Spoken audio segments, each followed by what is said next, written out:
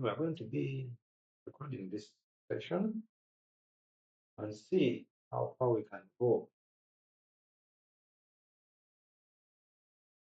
Market is opening in 4 minutes. We just have some in the background. Mm. I'm gonna post time this setups. Yeah, I think we'll be good to go. As we listen from the back.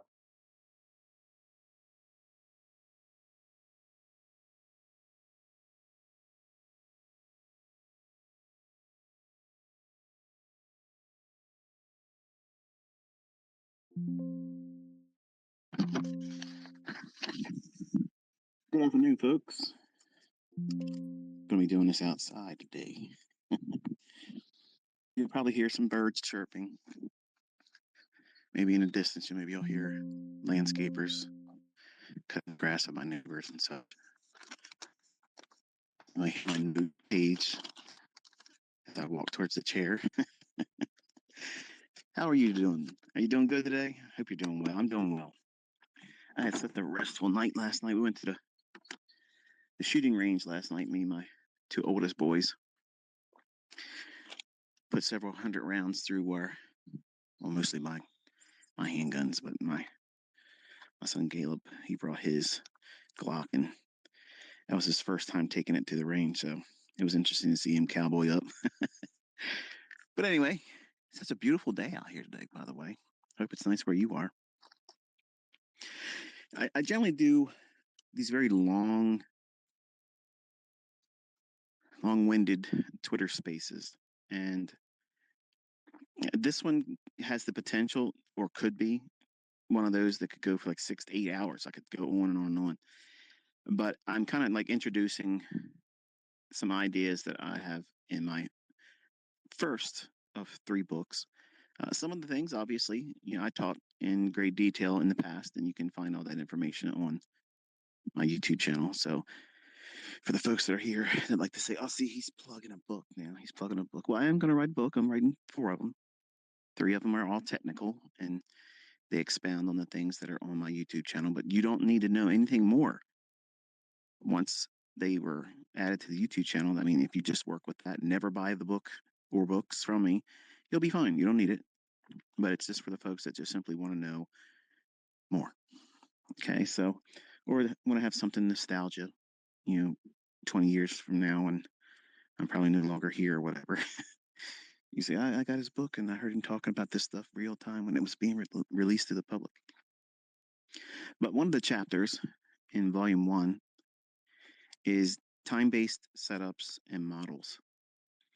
And I kind of like want to just broad brush some ideas and conceptual views on price action that I want to instill in your thought process as an analyst or a trader in the making.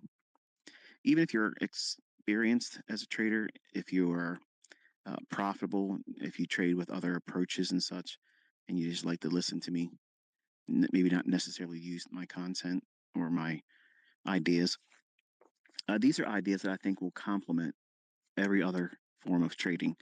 So that way everyone can put down their pitchforks and torches and not try to come at me, because I always tell everybody that what I teach is the market and everything else is subpar. This idea of time and price theory, it started with me when I was listening to Ken Roberts, which was the first person I looked at as a mentor in trading. And let me make it very clear, he didn't teach me anything that was profitable. Okay, so I'm not suggesting he's someone to go and chase after. He doesn't even do anything with trading anymore. But he produced this course or book, if you want to call it, and then build on it. And it was more or less like an introduction to trading. And if my memory serves me correct, he really had a business plan with specific brokers. So he was like an introducing broker that he sold a book and course around. And I'm sure he got kickbacks from the brokers because I was paying $100 round term per contract. Like everyone else back in the 90s and 80s, it was Very, very expensive to take trades back then. And it wasn't until trader brokerage firms like Lindwall Dock and the equivalent, we would have what would be considered then discount brokers, where you would pay $35 or $30 per contract. And today, hearing that, you're probably cringing, thinking, "Man, that's expensive." It was, which meant that you had to be very selective in your trading. You had to be selective in your engagements to any particular market, and you had to really know what you were looking for. Otherwise, just the commissions alone, and draw down through the slippage that occurred, would compound over trade after trade, and a break-even trader couldn't even survive back then. It would just be a matter of time before you were gone. Today, you have all the advantages of having very, very low cost commissions and or spreads. And I know some of you complain about that. Oh, this spread's too high. You're spoiled. you're absolutely spoiled. You have no idea what it was like to trade 30 years ago. You have no idea, no conceptual appreciation for the advantages that you have today. So when you have this inclination to want to complain about how the industry is this and that, you have such a wonderful, cheap, inexpensive approach to getting in this industry. Whereas, back then it was a lot more expensive. So time is a crucial factor in consistency, longevity, and success. Meaning that you need to know what you're looking for. Why do the setups, or why should the setups form? What's the basis or premise behind the setups? Like, what makes your trade idea that you're about to take, or what you're stalking or hunting, what makes it viable? Is it something that's, built on your impulsive tendencies to just look for something? Or is it rooted in something that's sound in logic? I want to touch on a couple things in this discussion. I don't believe we're going to go very long. And I usually say that in the past, and we go for hours and hours, but I don't want to kill the gems in this particular chapter, but I want to kind of give you an idea of like what is it I'm going to be talking about in these books, kind of like bringing together all the conceptual ideas I've taught, and even my own older students, they have been made aware of, and I've taught some things with them as well. But taking these conceptual ideas and making them into a model, I've said this many times in the past, I could make a model every single day, 365 days a year, and they would all be uniquely different from one another, all using the content that's already on my YouTube channel. Now, that sounds like an exaggeration, but I assure you it's not. Because what you think a model is right now, if you're new, or you have a trading model that already makes money for you, and maybe you've been trading before, finding me, discovering me, or parking yourself down into a Twitter space like this for the first time. And you might think, well, I have a trading plan. I have this, I have that. I look for all these things to come in agreement. And therefore, I now look for a trade entry. Well, that's wonderful. You're not my audience, but you're welcome to be here and sit in and, share some time together. My audience is the individual that has been introduced to the idea of my order block theory, my fair value gap. Now, like since February, the interest in new week opening gaps, new day opening gaps, breakers, and all the other PD arrays that you've been made aware of. And you probably feel like there's probably one better than the rest. I want to learn that one. If ICT could just sit down in a Twitter space or do a YouTube presentation or do a live stream and say, okay, if I were going to just tell you the best of the best and get right down to the nitty gritty where the rubber meets the road, this is the only thing that you would ever need to do. That doesn't exist, because they're all equally effective to me. Now, from a mentor's perspective, I found that certain PD arrays and certain particular models are a little bit easier, more palatable for students, whether they've been a long duration of time spending, under my wing as an educator, or if they just recently discovered me like 21 or 22 or this year. And that being like the 2022 model, and now the silver bullet that I released on Twitter. And I have a lecture coming for that as well. As a reminder, I have a lecture for the New Week Opening Gap that'll be on YouTube channel tonight at 10 p.m. And on tomorrow, Sunday, May 7th, 2023, I'll have a presentation for New Day Opening Gap. And someday this week, I don't know how my schedule is going to allow me to do it, but I'll have the Silver Bullet AM and PM session model so that way you can have the rules for that and go off and have some fun with that as well. What is a time-based need or influence in trading? Well, let's think about it like this. Maybe you have a job right now. Maybe you have a job that you go to, and or maybe you're older and you've retired, or maybe trading has been an allowance for you to no longer have to work anymore. But you know what it was like to be in rush hour traffic, right? In the States, in the United States, we have generally 2 times of the day where it's considered rush hour, and you don't want to be on the busy highways and byways because they'll be congested. They are typically in the morning, 7 o'clock and 9 o'clock in the morning, and in the evening time or afternoon, it's 3 p.m. to 5 p.m. Those 2 hours in both morning and evening session, if you're looking at traffic like trading, that is scheduled congestion. That's scheduled volume. You can set a clock to it. You know it's going to be there. And if you travel, like I like to do, I don't fly. I used to fly. I don't fly anymore. I was told not to do so, and I'm not doing it. And I'll let you figure out what that means. But I'm not going up in the air. I have no business going up there anymore. But the idea is this: you can set a clock to volume in trading as well, just like traffic. You know when rush hour in the morning is going to occur. You know where rush hour is in the afternoon. Well, the same thing occurs in trading. And I want you to think about the importance of knowing when there is going to be scheduled volume inflows. What does that mean? Certain times of the day, there is a reasonable expectation that there's going to be a lot of interest to be trading. That's at the beginning of the trading sessions, being like London, New York session AM, or for Forex traders, New York open kill zone, and or the London close session for Forex traders, or the lunch hour for index trading. And then you have the PM session, which is 2 o'clock to 4 o'clock.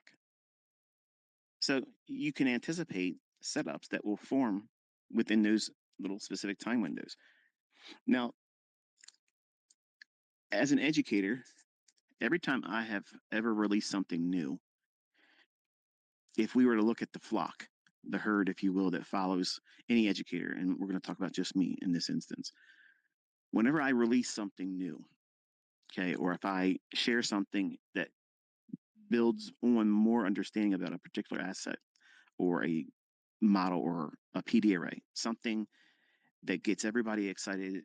It's almost like they want to forget everything that they've already learned and they only want to just do that.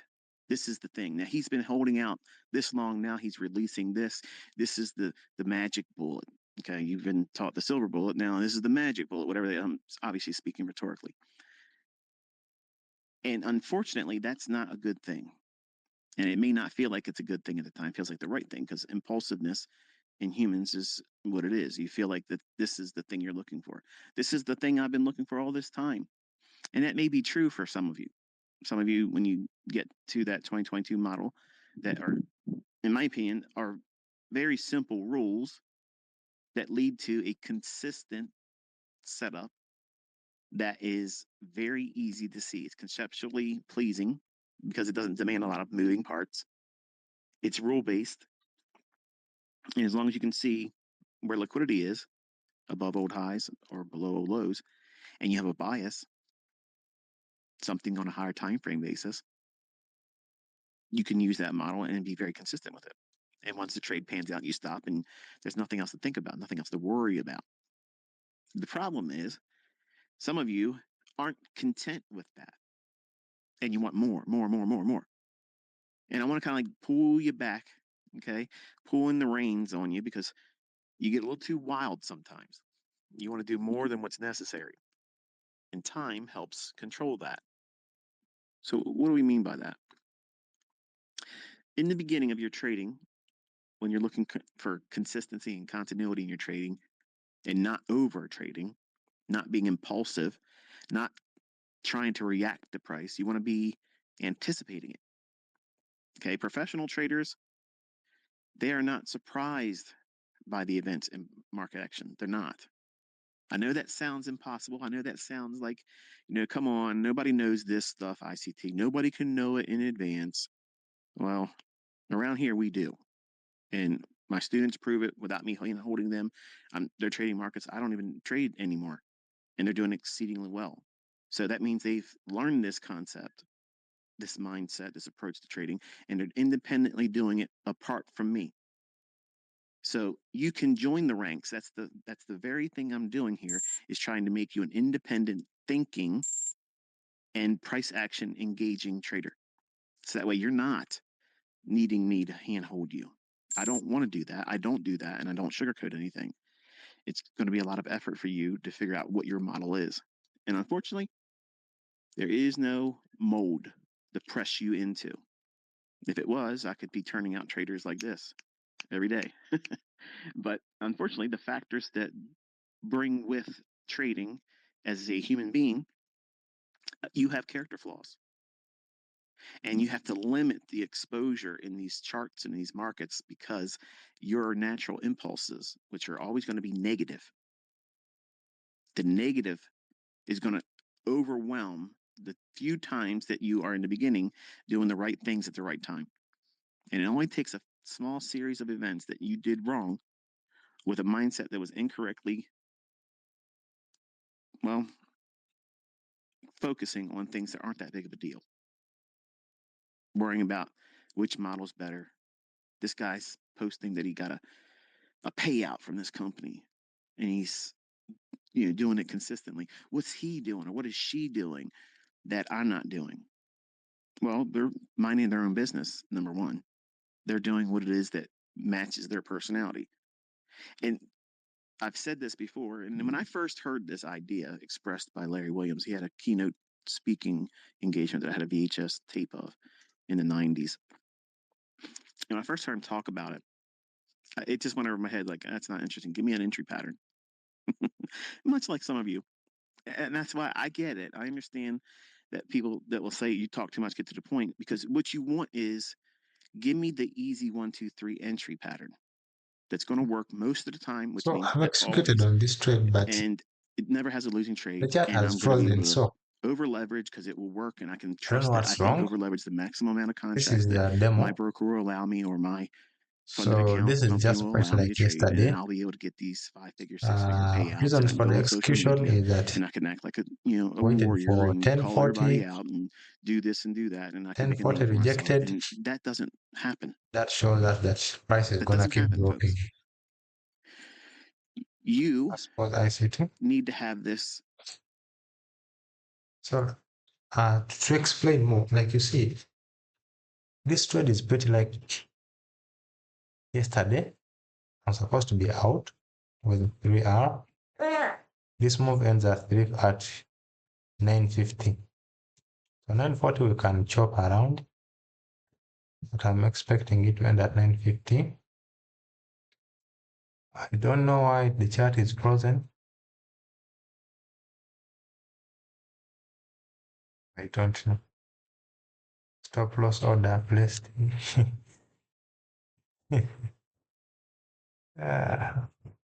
Oh wait, I think the chart is in tense.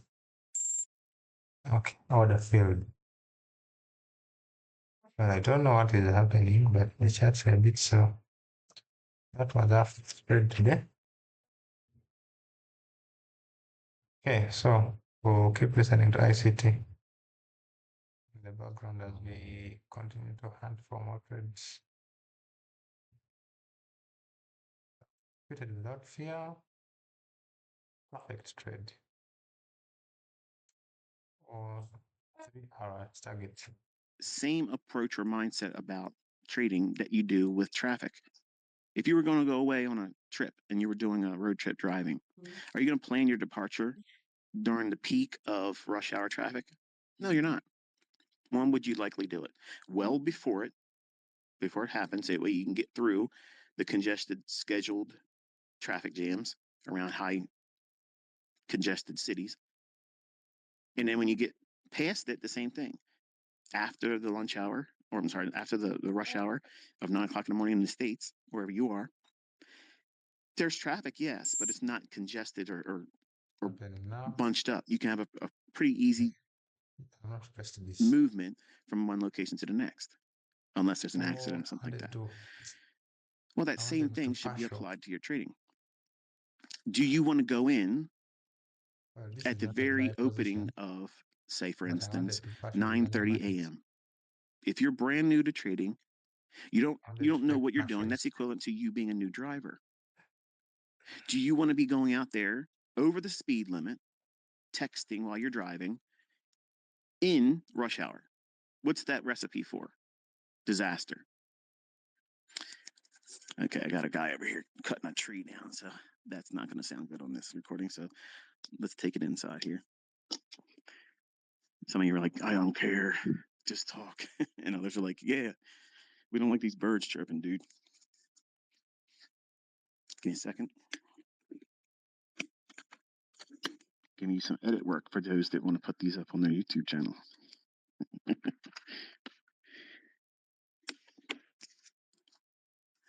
All right, so you don't want to schedule your trading if you're brand new at the very opening, like the first minute or two of trading, because you know that now everybody's in there dog piling in to take trades.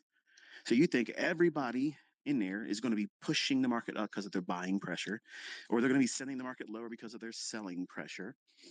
And again, that's all misinformation, that you're all trying to do something at their incorrect time. And that compounds the likelihood of you wrecking. Just like in traffic as a new driver, you don't do all those high speed maneuvers when you're inexperienced. You don't distract yourself with social media during your driving or in your trading. That means keeping up with everybody else. You need to be minding your own business and watching where you're traveling. When you're driving, years and years ago, they taught defensive driving. It was called the Smith system. And I learned a lot of defensive driving skills that really find their way in my teaching as an educator in price action. You may not realize it, but it has a lot of sound logic. You don't want to be reacting to the drivers around you. Now, obviously, we would have to. In price action, you don't want to be reacting to the knee-jerk reactions in lower time frames, because you could be convincing yourself rather quickly, oh, it's not going to do what I thought it was going to do. Let me do this because now this 1 minute chart or this 5 minute chart has done this or that. The same thing with driving. You need to be anticipating not only what you're going to do if this or that happens, but you have to drive the cars around you. As a CDL driver, you have to learn to anticipate when they're not going to come over into your lane without signaling. And it's probably a game you probably played in your own driving. You're thinking, okay, because I'll tell my wife all the time, I say, watch this guy up here. He's going to come over. He's not going to signal. And he's going to go over one more lane and he's going to go up and race past everybody else. So how do you know that? 30 seconds later, he does it. She's like, what in the world? Whatever.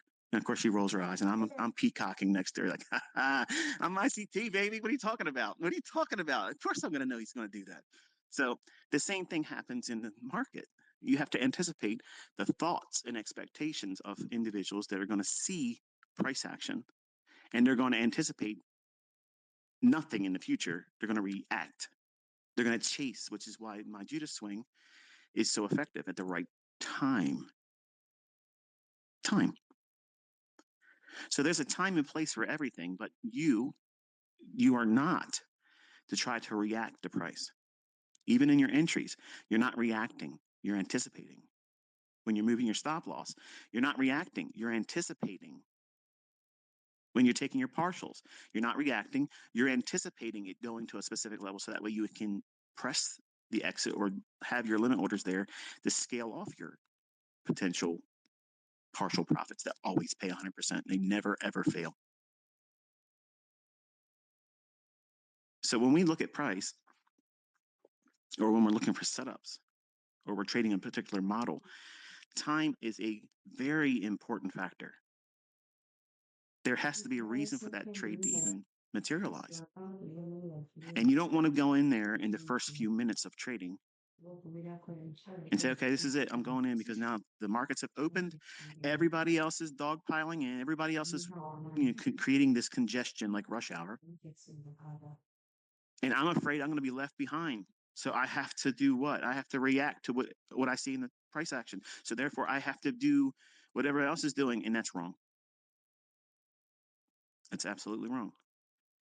Now, compare and contrast that mindset, which is very stressful, mind you. I mean, think about it. How can you know with any assurity what you're doing is statistically probable of having continued success when you're just guessing? You're guessing. You're reacting to what you think you're seeing in price when price is always fluctuating up and down. Now, put that to the side for a moment and then think about it like this. Let's talk about each individual session, okay, and some of the characteristics that each one of those trading sessions have and how you should go into those trading sessions with the proper mindset for anticipation, not reacting.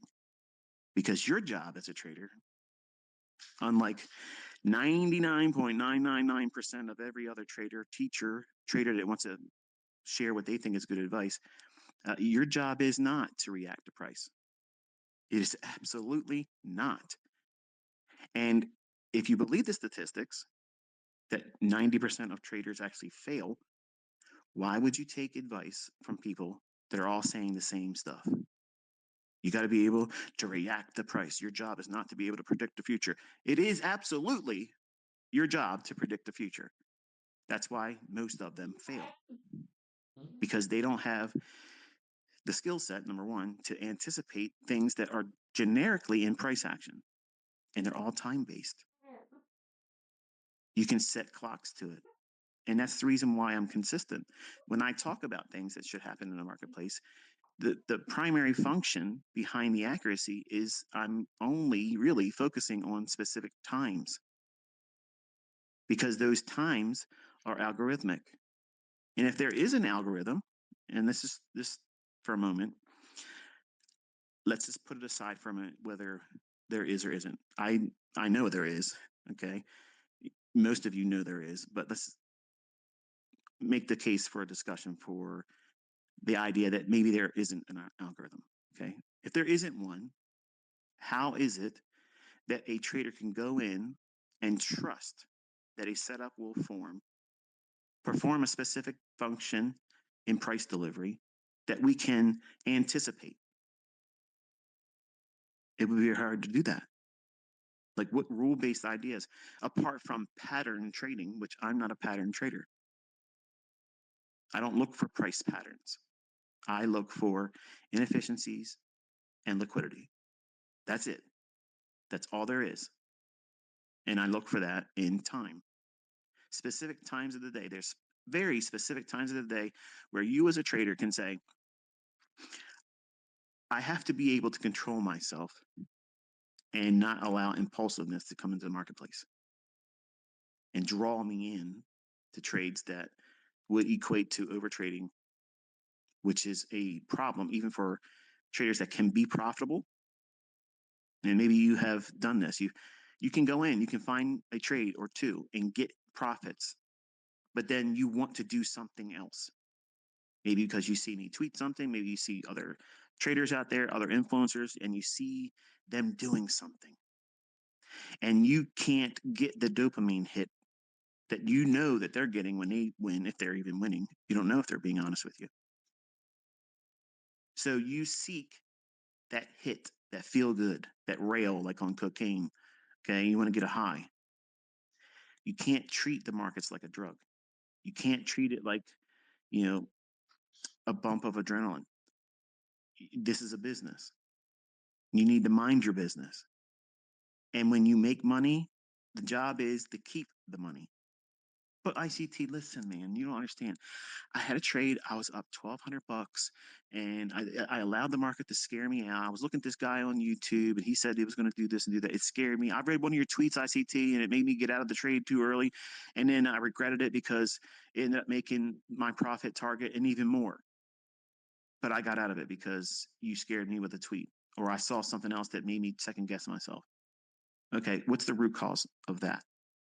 It's not me. It's not the other person. It's not the other YouTuber or influencer. It's you. You didn't trust your model. So if you don't trust your model and you're not following a rule-based idea and you take a trade off that could have paid your full profit or more, you can't worry about or more, because if your targets have limit orders on it, how can you get upset that it went past it and went more? Why should you be upset about that? Your business model was you were taking a trade to that point. Your business model says you had a stop loss at this point, risking that much money. You were anticipating in the beginning, but now you're reacting to the influences of maybe something I've tweeted, a student of mine has done, other influencer, other trader, other YouTuber.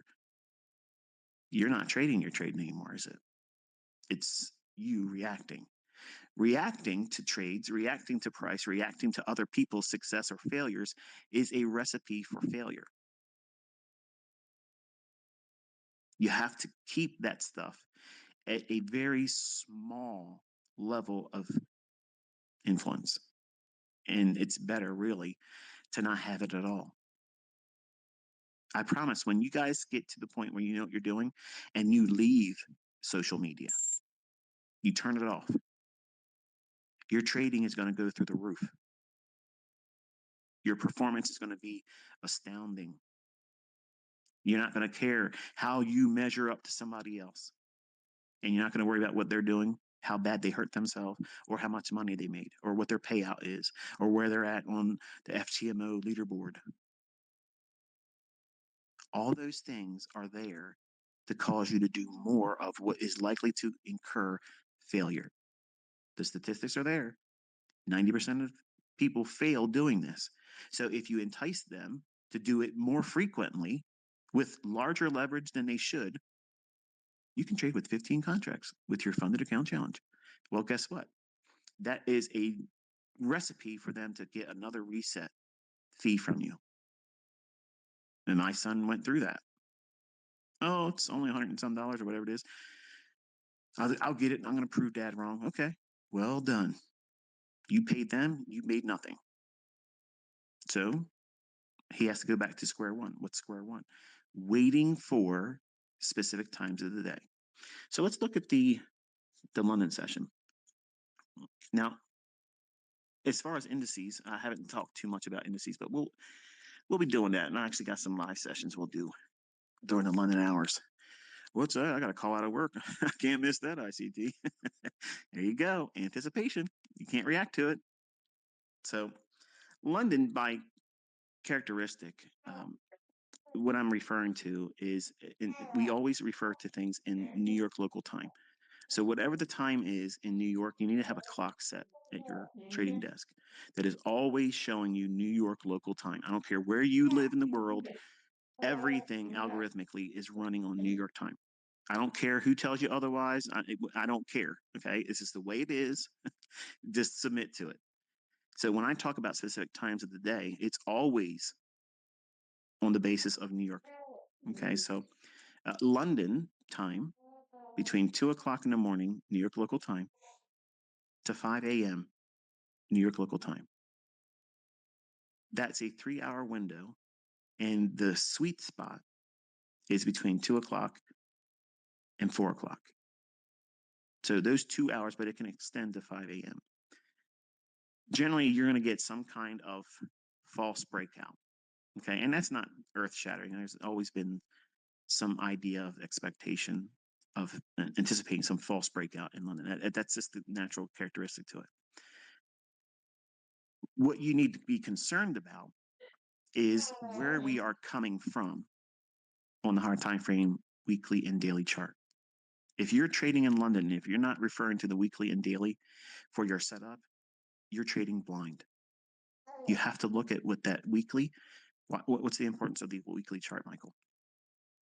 Well, I talk about how you can anticipate, not react, anticipate where that weekly chart candle that's forming or that will form tomorrow when it starts on Sunday at 6 p.m. when all trading begins. Now we're starting a new weekly candle. So you want to anticipate the likelihood of that weekly candle expanding up or expanding down. And you're looking for an inefficiency or stops that's most likely going to be the draw. It doesn't mean you're going to be right. Sometimes I get it wrong. It's okay. You're going to, especially with the climate right now, we don't know what war is going to break out. We don't know if the bank's going to close over here. We don't know if, the Fed's going to do that. There's so many things that are compounding the difficulty right now. And anybody that tells you it's easy, they're lying to you. They're just championing their getting lucky sessions at the time, and they're probably not showing you all the times that they're losing. But you have to factor in what that weekly chart is doing, likely to do, and that starts your bias, bullish or bearish. And on the daily chart, you have to confer with the previous day's range. Now, let's assume for a moment that the weekly chart, you think that there's going to be an expansion lower on whatever market you're trading. Now, this is both Forex and index futures and commodities. Okay, so it's not unless I say here's another general rule of thumb. Unless you hear me say this only works, everything I'm teaching you works on Forex and it works on futures, index futures, and commodities. Okay. I don't know about crypto. I don't have any affinity for it. So I'm just going to let you discover it for yourself. If it works, great. If it doesn't, I don't care. I don't care either way because I'm not going to be trading any of that. So London, you're going to look at the previous day's range. And let's assume that you're looking for lower prices. You think that that weekly candle is going to expand today's daily range. And it does not matter if yesterday's daily range is up close or down close. There's more advantage if the candlestick from yesterday is up close because you want to see a move that breaks below that yesterday's low. And once it does that, that lower 0.25% or lower third of that daily range, if you are in fact correct about your analysis and it's going to go lower based on the weekly chart, your sell setup is going to form in the lower quarter or lower third of the previous day's range. Now, by itself, that's not earth shattering, but I'm going to tell you something right now. If you chase price action and you always get burned, go back and look at your losing trades and you'll see that's exactly what you didn't see. So it has to refer back to a previous portion of the previous day's range. And this is not new. This is all in my core content. I teach this in core content. But because there's so much content and you breeze through them too quick, like Netflix and chill, you're binge watching. And it's so much information. You have to watch these videos multiple times because you're not gonna have an appreciation for what I'm talking about because you haven't encountered it yet in price. And then when you start looking at it conceptually and then looking for it in old moves, then it's impactful. Then it has much more meaning to you. And then you'll learn more about using it and how it will groom you into a better analyst. You can't be a good trader without becoming first a good analyst. And so many of you just want to be a rock star trader and not know how to read markets. And it never works. That never works. That's why you get these flash in the pan, winners, but you can't hold on to them. You're like a gunslinger that just picked up a gun for the first time and you got lucky. You got lucky, and now when it comes time to do a duel with someone has lived their life as a gunslinger, you get gunned down.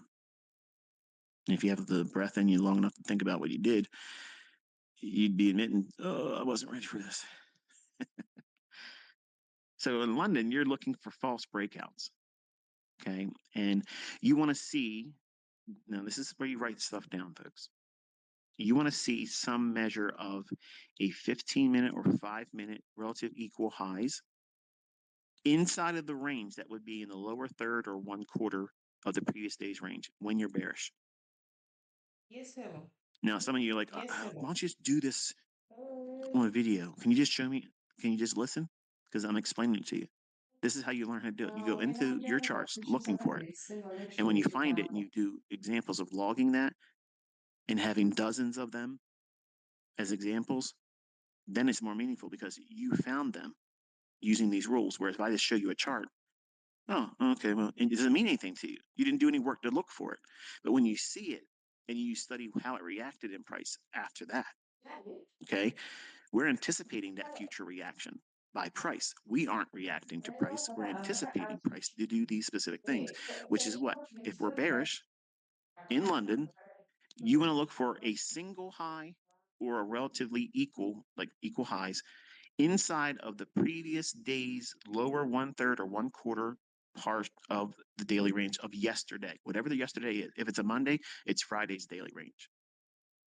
Otherwise, it's whatever the previous trading day is. That's pretty simple rules, right, folks? So in between 2 o'clock and 4 o'clock, we would anticipate a rally above those relative equal highs on a 5 or 15-minute chart, whichever one's easier for you to see. Regardless, you'll see it. If you want to use a 15-minute chart as a bellwether, I use that as mine. But you can look at it on a 5-minute basis. And as it rallies above that, what's going to be resting above those relative equal highs or single high? Buy stops. And the characteristic for the London session is to run up and entice traders to chase it going long. When in fact, it's a function of running into buy-side liquidity for smart money to absorb those buy stops and be counterparty as they flood the market with buy orders. Shorts are entered by smart money there because it's a run on liquidity. It's engineered to provide a entry mechanism for smart money to go short. It takes a lot of confidence to take that type of trade because usually in London, the Judas swings are very violent and they're quick. And it feels like it's going to go up 100 pips. It's going to go up, 80 handles on the S&P. Look at this thing move, man. Wow, it's going up 12 handles. Look how fast it's moved. This thing's going to keep on going. If you feel that way, you're reacting to price. When we're looking for that to be a run real quick to get to those stops so that stops can't be pulled. And once that happens and the orders are not pulled by the traders that have those orders resting there, we anticipate price rejecting there and going lower. Now, if you can't take that type of trade or entry in the beginning, you won't. Let's just be fair. I say this all the time. Buying sell stops and selling short buy stops is one of the hardest things to do as a trader because at the time when it happens, it's fast, it's furious, and it's scary. And you have to know what you're looking for, which is why you have to anticipate and predict the future. You have to. Profitable trading is predicting the future, folks. I don't know why you want to argue with that, but that's what it is. Reacting to price. Okay, you reacted to what it did and you entered into a trade. Now what? You just let whatever the wind carry you in the current without a rudder. You just whatever happens, man. Stuff's real random. If that's how trading really is, the hell with that. I'm never going to do it. I would never do that. Anybody in their right mind that would go into a venture like that, risking money, saying, well, you just got to see what happens. You know what that did for you when you start your demo trades, right? You get out there, let me just push the button. I'm bored. Let me see if I can make $5,000 in 10 minutes. And you lose. So you know that mentality, what it does for you. And it's not going to change with real money. Let me see what happens if I push the trade on. Boop, there it is. I got funded. I got through the portion of where we pass it. Now let me see if I can just make one of those real quick 5-figure withdrawals because if I get one of them, that'll be enough to carry me through, even knowing that I don't know how to trade. And you wrestle with all that stuff because you're trying to do stuff that you're not prepared to do. You don't know how to anticipate. You're reacting, but you call it anticipation. You may share it with the community and me that you found a trade, but you're probably not being honest about what you felt the entire time you did it. It was just that one that panned out for you. So I'm not trying to encourage that type of thing. in our community or in any of my students, you need to be 100% honest. And if you're struggling, find out what you're struggling on. But having a time-based approach helps you identify where your problem areas are. If you're not trying to trade at a very specific time of the day, how are you going to be able to measure your progress? How could I fix your issues for you if I was to sit down with you? I'm not making this invitation for you folks. I'm just saying, if you were granted the opportunity to sit down with me one-on-one, side by side, right next to each other, and say, okay, I see, here's my problem here. I'm doing this. I took a trade in London, and this, that, and other thing, and then I saw this trade in New York, and I was doing this and doing that, and then I made some money there, and I was like, I want to go into the afternoon session. I'm going to trade the last hour in S&P, and then I lost everything. What am I doing wrong? Number one, you're overtrading. Two, you're not being a specialist. You have to be a specialist in terms of what market you're going to trade and what time of day you're going to trade. See, in your mind, you're thinking, wow, I can trade the London session. I can trade the New York Open session. I can trade the lunch hour when they run on stops. And then I could do the PM session. And I got the two silver bullets in the AM session, the PM session. Good grief, I can do this. And all of a sudden you're top of the leaderboard at FTMO and you're winning the Robbins Cup and you're blowing everybody else away on social media. And I get it. I know that's what everybody wants to do. But you can't do that. You're learning all of this at your own pace. And some of you, if not all of you, are not providing the permission that you yourself require of yourself to take whatever time is necessary for you to learn how to do this. Books, authors, teachers, mentors, courses, products, none of that is going to remove the impact that you yourself bring to this. The learning curve is going to be whatever it is for you, however long it is, because of who you are and what you wrestle with. And pretending that you don't have any of these problems that I talk about and other traders may refer to is nonsense, because there is no perfect student of the market that came in with no baggage or no mental barriers. Everybody has their own things. And some of them may not be a point of which where you overcome them. And it might not be feasible for you to do this. And then you would have to submit yourself to someone that does it really well and you buy their signals or setups or their product. And in that case, I don't think that's wrong. I don't, if someone can prove that they have something that works or they have a signal service that does well and you can't do it yourself, I don't think there's any shame in that at all. There's no shame in that because it's difficult, folks. You're the deciding factor in whether you're going to succeed or not. It's not the thing that you're using. It's you. It's you and what you are willing to do and what you're not willing to do. So in London, you're looking for false breakouts and runs above relative equal highs when you're bearish, or a single high that is inside of the previous day's range.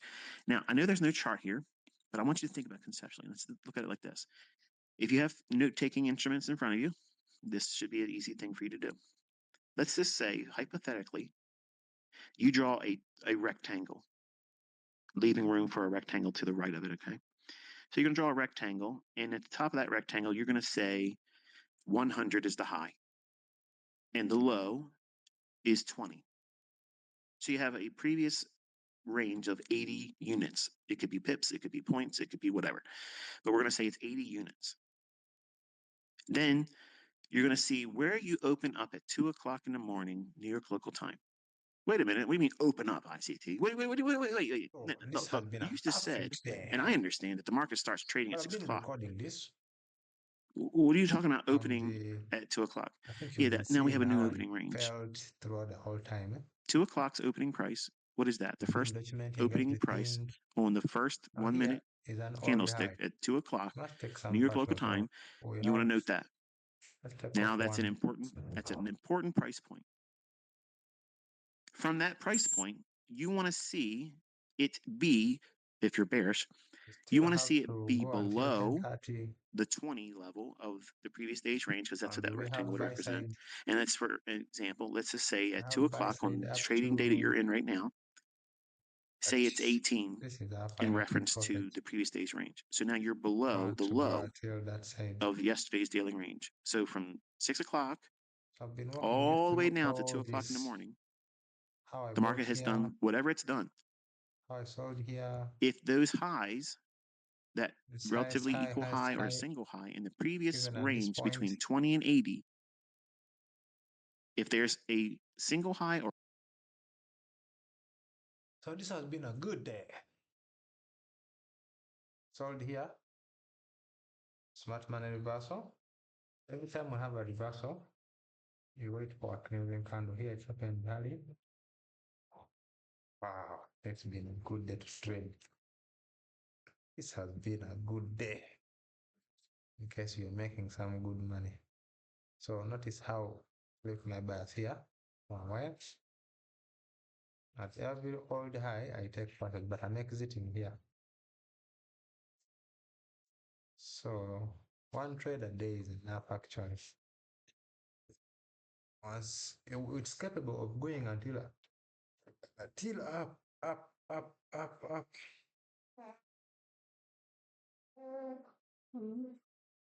And that is it. We hit our final take profit. No, we move higher. We still have time. Final take profit is hit at 20 minutes. Time-based exit. Psychological profit is here. Profit is at time-based. So here we shall take off one contract. As we follow the graph, it's possible to fail, drop lower until 20th minute, then climb up a little bit later. So that is also possible. So this was our inversion. What really made sense for us was there's a new week opening gap I told you about. This one here. This was our origin of this move. After the new week opening gap, I didn't short here. I went for this cleansing candle, and at a macro I went long. Expect profit there. Now this one happened that I thought we would clear all this, but inflation had flipped. So once this decision gap failed, I went long here. The things you will what? And with time. I see how I told you that. And one thing I forgot to tell you that these drops happen after confirmation. Because when we break above here, people think we are going to buy. Notice how 10 a.m. comes, takes out this low, and immediately continues to go up. So you rewind the video and then you can note the decision gap, how I labeled it before it happened. Yep, it's been a good day. Alright, I don't know if I have improved or I'm reading it a little bit better than previous. Yeah, so this drop is expected. It either takes us out or it lasts until 12 hand. It will be slow, then it can continue to go up. We are from a daily level, we have this pressing below. Could be done for a day. It's good to have a blank chart. Remove all that chaos. My take profit is at the new week opening gap low here. I not take it there. Break even. How much have I made? This is paper trading. I think I've made little money. Hey, plus 1,400. So I'm over $1,000 on this demo. Nice. 20th minute decides our fate.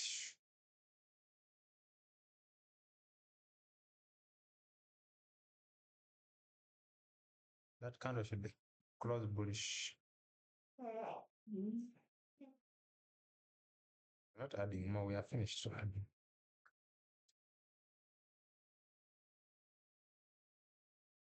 So notice what I told you. Wait 5 minutes or 10 minutes.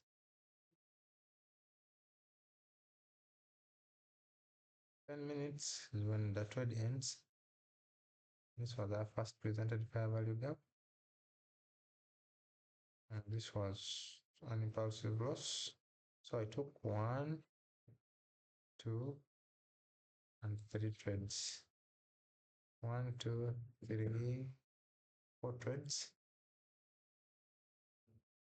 And how many were winners?